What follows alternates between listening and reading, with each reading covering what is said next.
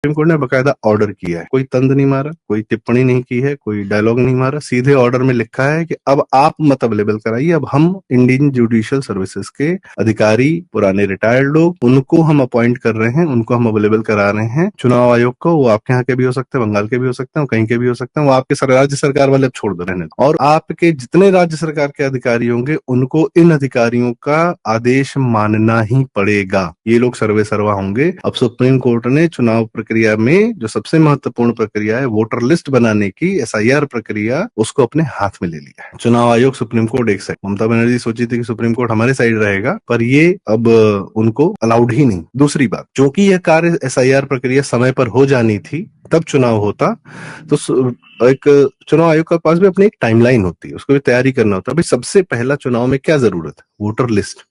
तो voter list ही जब नई बन रही है, नए तरीके से बन रही है, उसमें 1-1 सवा करोड़ पे आपका वो चल रहा है, उसमें लोग अपनी कंप्लेन दर्ज कर रहे हैं, कागज देख रहे हैं, बहुत मैसिव प्रक्रिया है। अगर, और ये इलेक्शन कमीशन ने कार्य बहुत पहले शुरू कर दिया था, ममता बनर्जी अगर इतने रोड़े न डालती तो यह कार्य पहले हो गया होता। चूंकि ये पूरी प्रक्रिया डिले हो गई है, तो हो सकता है चुनाव आयोग ममता बनर्जी का जो कार्यकाल खत्म हो रहा है उसके बाद चुनाव करवाए, और बाद में चुनाव करवाएगा तो उस समय ममता बनर्जी सीएम नहीं रहेंगी, क्योंकि उनको अपने पद से इस्तीफा देना पड़ेगा। 5 साल का कार्यकाल मिलता है, और अपने पद से इस्तीफा देंगी तो जाहिर सी बात है अपने आप राष्ट्रपति शासन लग जाएगा। उस समय